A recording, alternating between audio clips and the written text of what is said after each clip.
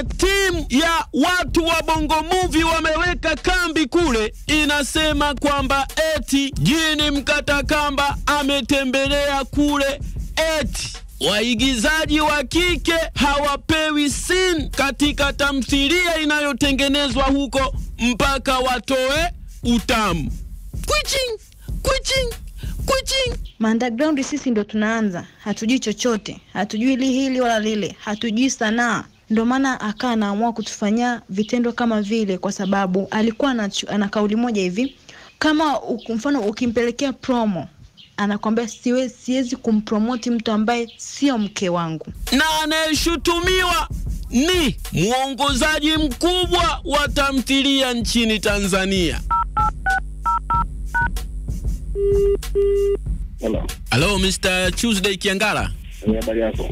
AKA Chuzi. Mambo vipi kaka? Safi, mambo yanaendaje? Fresh mzee baba, unaongea na Sudi Brown kutoka XXL Clouds FM Shilawadu.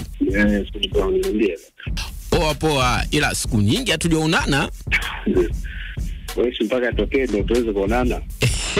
Yakitokea matatizo. Hakuna tatizo. Sawa, nimekutana na voice note, watu wanatoa mapovu, wanaume kwa wanawake. Nimekutana na tamko kutoka kwa mjumbe wa bodi ya chama cha waigizaji taifa, anaitwa Lydia Mgaya. Yani ni mapovu dhidi yako. Unalifahamu hilo swala kaka Chuzi? Ya, nafahamu vizuri. Kwamba uko Lushoto huko mnashuti tamthilia, na waigizaji wa kike ambao uko nao kambini hauwapi sini kwenye tamthilia mpaka wakupe utamu, kweli? Taarifa sio za kweli, kwa sababu labda nikupe maelezo kidogo Sudi. Hii issue ni kwamba kuna kijana mmoja kutoka Arusha alikuja huku Lushoto kwa ajili ya kushiriki hiyo tamthilia, naye aliomba kati kwenye ile group ya Tanzania Stand Up. Lakini baada ya kutoka huko aliomba ruhusa kwamba anaenda Arusha mara moja, kuna matatizo ya familia, tukamruhusu.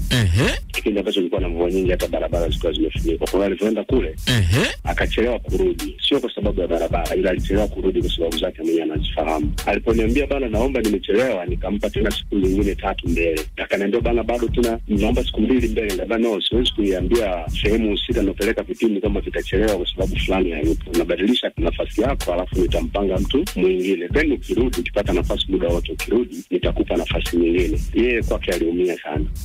Nadhani kwa sababu aliomba sana msamaha, voice ninazo, nitakutumia ukihitaji. Lakini baada ya hapo alitaka kuanza kuchafua mitandaoni. So kwa msanii ambaye alikuwa huko, kama bwana Edo anataka kuchafua mitandaoni, lakini nimwambia ataniharibia hata mimi ambaye niko huku. Ni msanii wa Arusha pia anaitwa Shakila, ambaye nimetoka naye kwenye magazeti sana tu, ambao wanamfananisha na Kabula. Pia kwa hiyo msichana akawa anampiza kule, na alikuwa ananiambia kabisa kwa bwana, mimi nimemzuia Edo asifanye hivyo kwa sababu lengo lao kuharibu. Wao waliondoka hapa walifanya biashara, lakini kumbe kuna kazi wameenda kufanya Arusha ili wakimaliza ndio waweze kurudi huko. Nikamwambia basi haina haja ya kujizana naye, kama umemwambia chafua au chafua. Anyway, kwa sababu huwezi kumzuia binadamu kuongea, si tupige kazi.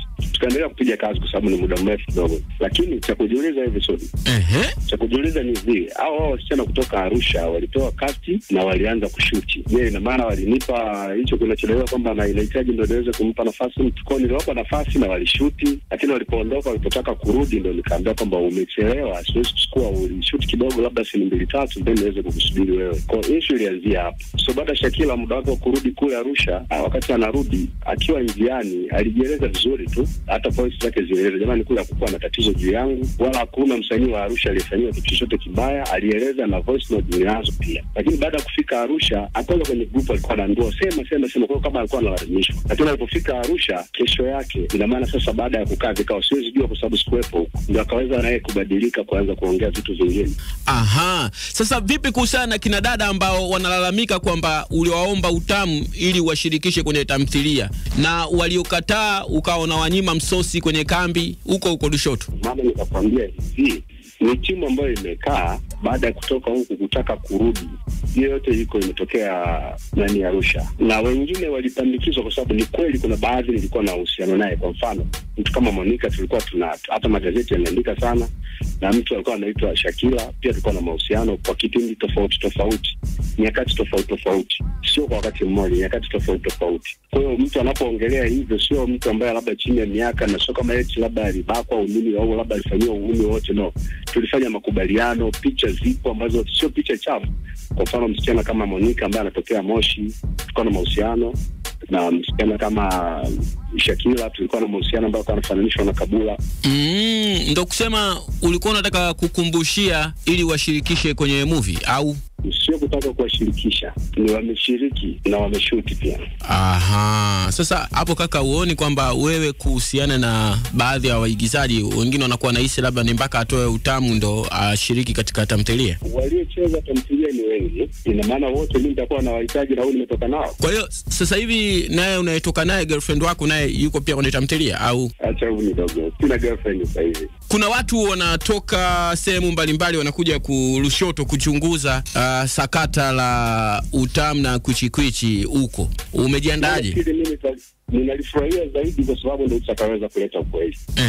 Nafurahi zaidi endapo tume imeundwa kwa ajili ya kuja niweze kuona ukweli, kwa sababu kwa uongo wa Tugeto anasema tunalala sehemu mbovu, aje kuona tu tunalala sehemu mbovu au la, kwa kambi tulizozoea tunazozifahamu. Wana mambo mengine mengi tu anayoyaongea.